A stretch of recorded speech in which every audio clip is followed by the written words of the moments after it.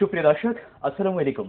সবাইকে আমন্ত্রণ জানাচ্ছি মোহনা টেলিভিশনের বিশেষ আয়োজন ভিশন মিডিয়া বিডি বাংলাদেশ উন্নয়ন অগ্রগতি অনুষ্ঠানে। আমরা মূলত এই অনুষ্ঠানে আলোচনা করে থাকি বাংলাদেশ একটি উন্নয়নশীল দেশ হিসেবে কতখানি এগিয়েছে, কিভাবে এগিয়ে যাচ্ছে, কিংবা কিভাবে কাজ করলে উন্নয়ন আরো বেশি ত্বরান্বিত হবে। আর এ সকল বিষয়ে কথা বলার জন্য আমন্ত্রণ জানাই বাংলাদেশের উন্নয়নের সাথে জড়িত অত্যন্ত প্রিয় মানুষদেরকে। তারই ধারাবাহিকতায় আজ আমরা আমন্ত্রণ জানিয়েছি বাংলাদেশের উন্নয়ন কর্মকাণ্ডের সাথে জড়িত এবং যারা উন্নয়ন সংশ্লিষ্ট বিষয় নিয়ে কাজ করছেন অত্যন্ত দুজন প্রিয় মানুষকে আজ আমাদের স্টেজে আমন্ত্রণ জানিয়েছি। আসুন তাদের সঙ্গে পরিচয় হয়ে নেই। আমার সাথে আছেন অ্যাডভোকেট উম্মে কুলসুম স্মৃতি, মাননীয় সংসদ সদস্য এবং একই সাথে কৃষি মন্ত্রণালয় সম্পর্কিত স্থায়ী কমিটির সদস্য হিসেবে দায়িত্ব পালন করছেন। ধন্যবাদ। আমার সাথে আছেন বাংলাদেশের শ্রমিকদের অধিকার নিয়ে কাজ করছেন, শ্রমিকদের অধিকার আদায়ের জন্য দীর্ঘদিন ধরে শ্রমিকদের নিয়ে কাজ করছেন আলহাজ কাউসার আহমেদ পলাশ, শ্রমিক উন্নয়ন ও কল্যাণ বিশেষ সম্পাদক, জাতীয় শ্রমিক লীগ কেন্দ্রীয় কমিটি এবং একই সাথে সভাপতি শ্রমিক লীগ ফতুল্লা আঞ্চলিক শাখা এবং কার্যকরী সভাপতি United federation of garments workers. আমি প্রথমে যাব উম্মে কুলসুম স্মৃতির কাছে। মে মাস আসলে আমাদের হচ্ছে শ্রমিক দিবস এবং শ্রমিকদের অধিকার আদায়ের জন্য কিন্তু আমরা দীর্ঘদিন ধরে কাজ করছি। আমাদের অনুষ্ঠানটা হয়েছে বাংলাদেশ উন্নয়ন অগ্রগতি। আমরা যদি উন্নয়ন না করতে পারি তাহলে কিন্তু আমরা অগ্রগতির দিকে এগিয়ে যেতে পারবো না। আর এই উন্নয়নের সাথে কিন্তু যারা কাজ করছে, যারা শ্রমিক আছে তারা কিন্তু ওতপ্রোতভাবে জড়িত। কিন্তু শ্রমিকদের যখন ন্যায্য মূল্য পায় না বা শ্রমিকরা যখন সঠিকভাবে তাদের কাজ করতে পারছে না তখন কিন্তু আমাদের উন্নয়ন কিন্তু বাধা হয়ে দাঁড়ায়। কিন্তু বাংলাদেশের শ্রমিকদের অধিকার আদায় নিয়ে আপনারা কিভাবে কাজ করছেন আপনাদের সরকার? ধন্যবাদ আপনাকে আমাকে সুন্দর একটা প্রশ্ন করার জন্য। মে মাস, মহান মে মাস, আমাদের মে দিবস, শ্রমিক দিবস। এখানে আপনারা জানেন যে জননেত্রী শেখ হাসিনা শ্রমিকদের জন্য নিরলসভাবে চেষ্টা করে যাচ্ছে। আচ্ছা, আমরা দেখেছি বিগত বেশ কিছুদিন আগে যখন বিএনপি সরকার ছিল তখন শ্রমিকদের কত আন্দোলন ছিল। আর জননেত্রী শেখ হাসিনা ক্ষমতায় আসার সঙ্গে সঙ্গেই শ্রমিকদের হয়ে কাজ করছে এবং শ্রমিকদের আপনারা জানেন ইতিমধ্যে ১৬০০ টাকার বেতনটাকে বাড়িয়ে ৫,০০০ টাকা করেছে, যেটা একেবারেই বাংলাদেশের ইতিহাসে আমি বলবো তথা বিশ্বের ইতিহাসে একটা মডেল। যে শ্রমিকদের এইরকম ভাবে এক ধাপে ৫,০০০ টাকা বাড়ানো, যেটা কোনো মালিক চাইনি। প্রত্যেককে তাকে অবজেকশন দিয়েছিল যে এটা কোনোভাবেই হতে পারে না, এটা কোনোভাবেই মেনে নিচ্ছিল না। কিন্তু জননেত্রী শেখ হাসিনা লৌহ মানব, তার কথায় সে যা বলে তাই করে। শ্রমিকদের নিয়ে কাজ করার জন্যই তাদের মজুরিটা বাড়িয়ে দিয়েছে এবং বাড়িয়ে দেওয়ার জন্য আজকে আমাদের গার্মেন্টস শিল্পটাকে একেবারে ধ্বংস করে দিয়েছিল বিগত আমলে। সেইটাকে জননেত্রী শেখ হাসিনা কিভাবে টেনে এনে আজকে একটা জায়গা এনেছে যেখানে শ্রমিকরা তাদের স্বাচ্ছন্দ্যভাবে কাজ করতে পারে যে কোনো সেক্টরে। আজকের বাংলাদেশে মেয়েরা কিন্তু সমান হিসাবে কাজ করছে এবং সমান হিসাবে তারা মজুরি পাচ্ছে। মাননীয় সংসদ সদস্য, আমরা কিন্তু একটি বিষয় কিন্তু লক্ষ্য করছি যে আসলে যে এখনো কিন্তু বেতনের বৈষম্য কিন্তু এখনো কিন্তু আমরা দেখছি যে ছেলেদের ক্ষেত্রে এবং মেয়েদের ক্ষেত্রে কিন্তু ডিফারেন্স আছে কিন্তু এখনো। এটাই আমি বলতে চাচ্ছি যে জননেত্রী শেখ হাসিনা নারীদের উন্নয়নের জন্য নারী নীতি প্রণয়ন করেছে এবং এই নারী নীতিতে প্রণয়নের জায়গা আমরা অনেক, আপনারা জানেন মিডিয়া লোকরা, বিশেষ করে সাংবাদিকরা আপনারা জানেন যে কিভাবে বাধাগ্রস্ত, কিভাবে এটাকে না নেয়ার জন্য যত রকম পদ্ধতি আছে, যত রকম কাজ আছে, সবকিছু এহেন কাজ নেই যেটা তৎকালীন বিরোধী দল বা এখনকার যে রাজনৈতিক দল বিএনপি যেমন করে যাচ্ছে। আমি বলবো যে যদি জননেত্রী শেখ হাসিনা আগামীর তার যে ভিশন আছে 2021 পৌঁছাতে পারে, এখন 2041 সাল পর্যন্ত আমরা মনে করি যদি পৌঁছাতে পারে তাহলে শ্রমিকরা তাদের ন্যায্য অধিকার এবং বিশেষ করে মেয়েরা তাদের ন্যায্য অধিকার পাবে। বিশেষ করে এই যে আজকে আমি যে সংসদ সদস্য হয়েছি সংরক্ষিত মহিলা আসনে, এখানেও কিন্তু ৪৫ জন ছিল, ৩০ জন ছিল, তারপরে ৪৫ জন, এখন করেছে জননেত্রী শেখ হাসিনা করেছে ৫০ জন। তো এটাও তো মেয়েদের জন্যই একটা বিশেষ একটা সুবিধা, বিশেষ সুবিধা আমরা মনে করি। এই রকম ক্ষেত্রে নারীদেরকে সব জায়গায় একেবারে বিচারপতি মানে একেবারে রুট লেভেল থেকে আপনি একটা উচ্চ লেভেল পর্যন্ত নারীদের সম্মানকে বৃদ্ধি করা হয়েছে। রিসেন্টলি আমরা দেখলাম কি যে জাহাঙ্গীরনগরের ভিসিও মহিলা হয়েছে। তাতে সেই ক্ষেত্রে নারীদের জন্য জননেত্রী শেখ হাসিনা যেভাবে এই যে মজুরিটা কিন্তু বাড়িয়েছে, এখানে কিন্তু এখন জননেত্রী শেখ হাসিনা বলে নাই যে মেয়েদের কম বেশি, তা না, বলা আছে মজুরি বাড়বে, কোনো বৈষম্য হবে না। আমি বৈষম্যের বিষয়ে কথা শুনবো। আমি একটু আলহাজ কাউসার আহমেদ পলাশ ভাই, দীর্ঘদিন ধরে কাজ করছেন শ্রমিকের অধিকার আদায়ের জন্য। এখনো কিন্তু বাংলাদেশের প্রতিটি সেক্টরে কিন্তু দেখা যায় যে শ্রমিকদের শ্রমের নিরাপত্তা নেই, চাকরির নিরাপত্তা নেই। তারপর গার্মেন্টস সেক্টর আমরা বিভিন্ন সময় দেখে আসছি যে মানে যে কোনো সময় যে কোনো দুর্ঘটনা ঘটলে সেখানে শ্রমিকদেরকে দায়ী করা, অনেক শ্রমিক মারা যায়। কিন্তু কাজ করছেন, কিন্তু আসলে এটার আপনাদের আউটপুটটা, প্রাপ্তিটা আসলে কি, যদি আমাদেরকে একটু বলেন। ধন্যবাদ নয়ন সাহেব আপনাকে। আসলে পৃথিবীর শুরু থেকেই শ্রমিক শ্রেণী তারা তাদের বঞ্চিত অধিকার থেকে বঞ্চিত, শ্রমিক তার ন্যায্য পাওনা থেকে বঞ্চিত। এটা যুগ যুগ শতাব্দী কাল থেকে হয়ে আসছে। আচ্ছা, আজকে আমরা মে দিবসের কে নিয়ে কথা বলতেছি। আজকে মে মাস, আজ থেকে 128 বছর আগের ইতিহাসটা টানে। আমেরিকা শিকাগো শহরের কথা। শুধু সেদিন নয়, তারও আরো 24 বছর আগে আমাদের বঙ্গদেশ যেটা বলা হতো, এই কলকাতায় যে মে দিবসটা আমরা উদযাপন করি, মে দিবসের আগেই কলকাতাতে আন্দোলন হয়েছিল 1862 সালে। 1862 সালে কলকাতাতে রেলওয়ের শ্রমিক যারা ছিল, ওইখানেও আপনার দেখা গেছে ব্রিটিশরা আমরা তখন ব্রিটিশ চালাতো এই অঞ্চলটা। তখন আপনার 8 ঘন্টা আর 10 ঘন্টা বৈষম্য ছিল। কোনো কোনো সেক্টরে রেলের মধ্যে 8 ঘন্টা 10 ঘন্টা ডিউটি করতে হতো। ওই বৈষম্যের বিরুদ্ধে সংগ্রাম করেছিল। সেই সময় সংগ্রামের মধ্যে এক পর্যায়ে সেই বঙ্গদেশ, সেই সময়ে যে 1886 সালেরও 24 বছর আগে কলকাতা থেকে যে আন্দোলন হয়েছিল, 1200 শ্রমিক সেদিন ধর্মঘট করেছিল কলকাতাতে। তারও আগে এই দেশে যেমন পালকি শ্রমিক বায়ারা বলে যাদেরকে, পালকি শ্রমিকরাও সেদিন আন্দোলন করেছিল, তারা ধর্মঘট করেছিল। তখন ব্রিটিশরাই পালকির মধ্যে চড়ত। তো অধিকারের জন্য তো এরও আগে আবার এরা ওই সময় আবার যে ওই সময় নদী পথে যারা মাল বহন করত, মালবাহী নৌকা যেগুলি ছিল বা বহন জাহাজ, তারাও আন্দোলন করেছিল। এই যে আন্দোলনের ইতিহাস শুধু আজকে আনুষ্ঠানিকভাবে 1886 সালে আমেরিকা শিকাগো শহরে যে আন্দোলন হয়েছিল, 8 ঘন্টা ডিউটির জন্য মে 1 তারিখ থেকে শুরু করে 4 তারিখ 5 তারিখ পর্যন্ত, যে দীর্ঘদিন লং টাইম আন্দোলনের পরিপ্রেক্ষিতে সেখানে শত শত মানুষ, সেখানে হাজার হাজার মানুষ আহত হয়েছে, রক্ত দিয়েছে। সেখানে পুলিশও মারা গিয়েছিল, শ্রমিকও মারা গিয়েছিল। শ্রমিক মানে নির্মমভাবে তারা সেখানে তাদের আঘাতপ্রাপ্ত হাজার হাজার শ্রমিক। তারই ধারাবাহিকতায় পরবর্তীতে 1889 সালে প্যারিসে প্যারিসের মধ্যে একটি কাউন্সিল হয়। সেই কাউন্সিল সম্মেলনের মাধ্যমে মে দিবস উদযাপনের জন্য এটা একটা তারিখ নির্ধারণ করে কনফার্ম করা হয়।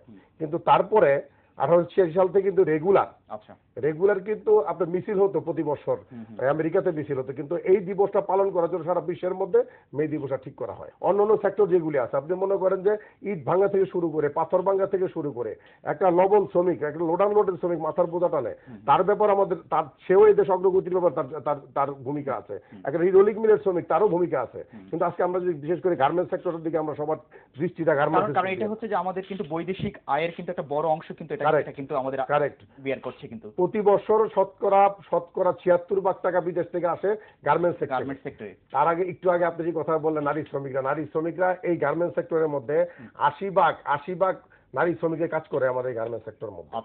আজকে সেখানের মধ্যে যে বৈষম্যের প্রশ্ন আসলো, বৈষম্যের জন্য আমরা যে সংগ্রাম করছি, যে একটা সময় দেখা গেছে যে একটা ফ্যাক্টরির মধ্যে কাজ করতেছে, মহিলা শ্রমিক বেতন পেতে একরকম, পুরুষ শ্রমিক বেতন পেতে একরকম। তো আমরা বিশেষ করে এটা নিয়ে দীর্ঘদিন যাবত আমাদের ফেডারেশন বলেন, জাতীয় শ্রমিক লীগের মাধ্যমে আমরা আন্দোলন করতেছি। আমাদের ফেডারেশন, ইউনাইটেড ফেডারেশন গার্মেন্টস ওয়ার্কার্সের মাধ্যমে আমরা বিভিন্ন সেমিনার সিম্পোজিয়ামের পাশাপাশি আমরা আন্দোলন সংগ্রামের মাধ্যমে এগুলো করতে। বর্তমান সরকারও দেখলাম এই বিষয়ের উপরে খুব অ্যাক্টিভ। কিন্তু আপনারা তো দীর্ঘদিন ধরে এগুলো নিয়ে কাজ করছেন, কিন্তু আমরাও মাঝে মাঝে শুনে এসেছি যে সরকারের চাপের কাছে, প্রশাসনের কাছে আপনারাও অনেক সময় নতি স্বীকার করেন যে কোনো মানে যেটা নিয়ে আন্দোলন করছেন সেই আন্দোলনের পরে ধামাচাপা পড়ে যায় আর কি। খুব ভালো লাগলো আপনার প্রশ্নটার কারণে আমি আপনাকে ডকুমেন্টারি কিছু দিতে চাই। সেটা হলো এই যে আন্দোলন, শ্রমিকের দাবি আদায় করার জন্য আন্দোলনের সরকারের চাপে কিংবা মালিকের চাপে কিংবা প্রশাসনের চাপে আমরা চেপে যাই, এই যে কথাটা আছে, এখানে যদি আপনাকে আমি প্রশ্ন করি, আজকে আপনি যে কথাটা বলে খুব ভালো লাগলো, এইটা যদি আপনি স্বাধীন দিয়ে দেন বাংলাদেশের মধ্যে শ্রমিকদের ন্যায্য দাবির মধ্যে কথা বলার জন্য, তাহলে দেশের শ্রমিকরা আজকে ঠিকই তার অধিকারের জন্য তার কথা বলে শ্রমিকরা তারা এক্সাম্পল আপনাকে আমি দিতে চাই। আজকে একটা শ্রমিক একটা শ্রমিক তার জীবন এবং যৌবনের সময়টা ব্যয় করে দেয় একটা গার্মেন্টসের মধ্যে। শুনবো, আমি একটু আপার কাছে যাচ্ছি। উম্মে কুলসুম আপা, যেটা হচ্ছে যে আসলে যে বলছে যে নতি শিকার আর কি, যে চাপের আপনাদের সরকার এখন যে আপনি বলছেন যে শ্রমিকদের অধিকার আদায়ের জন্য কাজ করছে, আসলে কোন কাজগুলোর প্রতি আপনার বেশি স্পেসিফিকলি বেশি নজর দিচ্ছেন শ্রমিকদের অধিকার আদায়ের প্রতি? সম অধিকার, বিশেষ করে প্রতিটা জায়গায় প্রতিটা ক্ষেত্রে নারীদেরকে প্রত্যেকটা সেক্টরে নারীকে রাখা, ইয়েতে রাখা, অগ্রাধিকার দেয়া অথবা সম অধিকার দেয়া।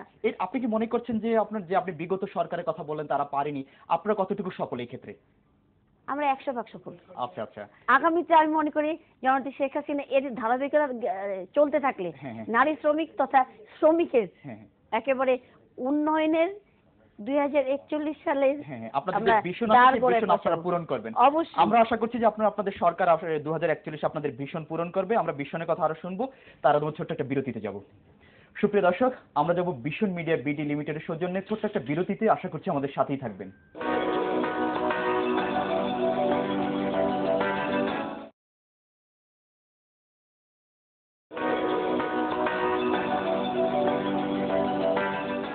সুপ্রিয় দর্শক, বিরতির পর আবার সবাইকে আমন্ত্রণ জানাচ্ছি বাংলাদেশ উন্নয়ন অগ্রগতি অনুষ্ঠানে। সাথে আছেন অত্যন্ত দুজন প্রিয় মানুষ, অ্যাডভোকেট উম্মে কুলসুম, যেটা বলছিলাম যে মাননীয় সংসদ সদস্য, যেটা হচ্ছে যে শ্রমিকদের অধিকার আদায়ের প্রতি আপনাদের সরকার বেশ নজর দিচ্ছে, কিন্তু এখনো কিন্তু শ্রমিক বৈষম্য আমরা দেখতে পাচ্ছি, যে শ্রমিকের ঘামের ফসল হচ্ছে আমাদের এই যে আজকের বাংলাদেশ আপনার যে ভিশন বলছেন শোনাচ্ছেন আমাদের 21 এবং 41, এগুলোকে বাস্তবায়ন করতে হলে কিন্তু এখনো কিন্তু শ্রমিকদের যে অধিকারগুলো আছে সেগুলো নিশ্চিত করতে হবে আর কি। এগুলোর জন্য আপনাদের কি পদক্ষেপ নিয়েছেন?